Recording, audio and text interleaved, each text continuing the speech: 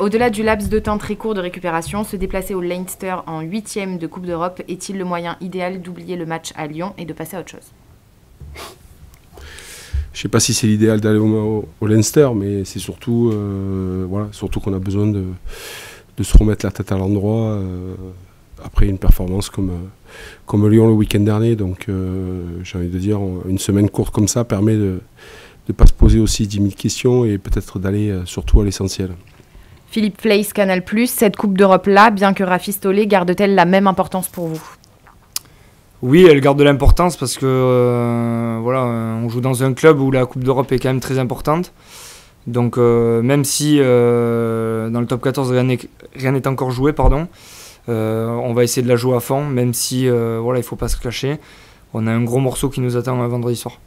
Thomas Perotto pour l'équipe, que représente pour toi cette grande Coupe d'Europe que tu découvres cette saison à 22 ans? Ces matchs-là ont-ils une saveur particulière? Ça représente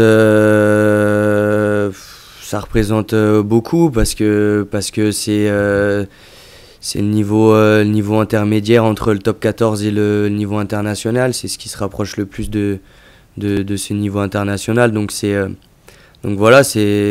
toujours un objectif de pouvoir participer à ces matchs-là, se mesurer aux meilleures équipes.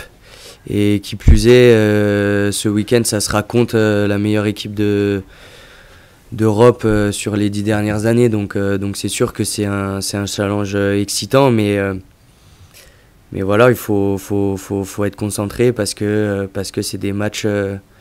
Là, en plus, c'est un match de phase finale et en plus de ça, c'est des matchs avec une intensité, je pense, bien plus supérieure que le top 14.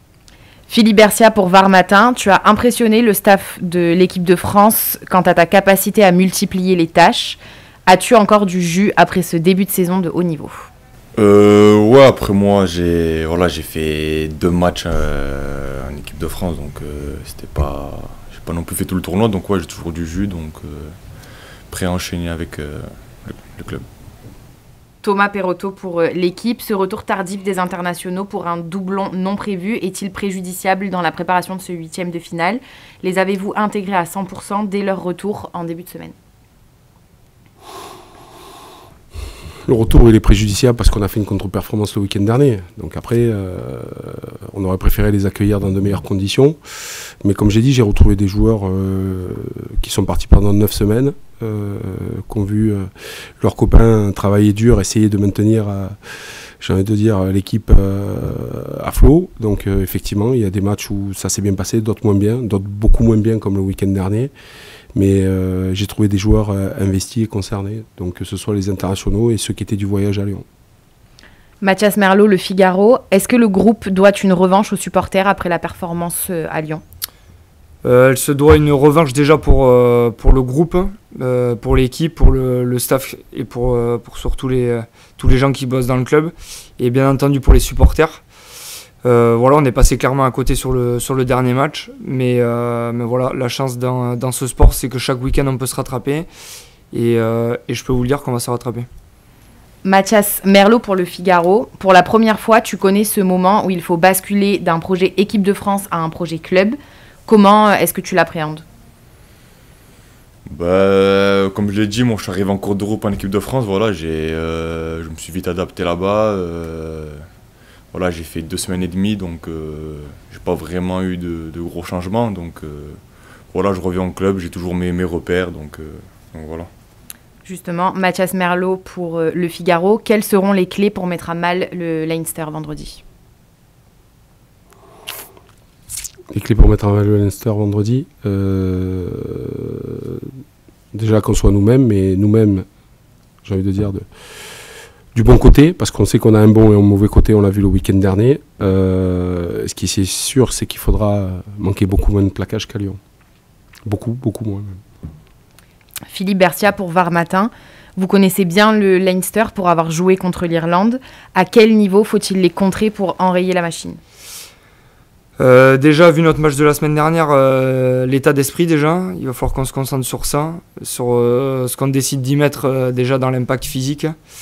Voilà, répondre à leur séquence. Je pense que la défense Notre défense aura un gros impact sur le score final. Il faut qu'on arrive à contrer leur attaque parce que ce sont des équipes qui portent beaucoup le ballon, qui aiment enchaîner les séquences de jeu. Donc à nous de contrer ça et après d'essayer de sortir du mieux possible de leur jeu de pression, de leur jeu au pied. Et puis après, essayer d'être pragmatique et de jouer juste quand il le faut. Pierrick Illic Ruffinati, midi olympique Rugby Rama. Gervais, le Leinster adore arroser le triangle adverse de chandelles. Comment l'appréhendes-tu ? Ça, j'ai répondu à cette question déjà plusieurs fois. Je l'appréhende comme voilà, un match où je vais être attendu sous les ballons hauts et où il va falloir que je prenne mes responsabilités. Et après, voilà, c'est le rôle du numéro 15 des ailiers de chaque équipe. Au bout d'un moment, faut prendre ses responsabilités et puis aller sous les ballons et être propre. Voilà. Après, c'est sûr que l'Irlande, le Leinster, on sait qu'ils utilisent beaucoup ça. Après, voilà, faut pas se mettre la pression plus que ça. On sait que on sera attendu sous les ballons hauts, qu'il faudra répondre présent et puis voilà, c'est un challenge aussi personnel pour moi de me dire que si je suis bon sous ces ballons de pression, ça va beaucoup apporter à l'équipe parce qu'ils ont l'habitude de mettre énormément de pression. Donc si j'arrive à contrer ça, ça va les déstabiliser eux aussi. Dernière question, Sébastien Hommage, La Provence. Johnny Sexton est incertain pour ce match. Le visage du Leinster est-il différent avec ou sans lui ? Sa présence ou son absence change-t-elle quelque chose dans la préparation de la rencontre ? Avec ou sans Sexton, ça reste le Leinster, 4 fois champion d'Europe. Donc ils sont habitués à jouer sans lui puisqu'il est souvent avec l'équipe d'Irlande. C'est des joueurs qui jouent très peu pour les provinces, si ce n'est sur la Coupe d'Europe. Donc ils ont fait la finale de Celtic League la semaine dernière, il était remplaçant. Ça ne les a pas empêchés de gagner. Donc si on focalise que sur Sexton, il y en a 14 autres qui sont capables de faire la différence. Donc on va se focaliser sur l'ensemble et sur plutôt le Leinster en général que sur un joueur.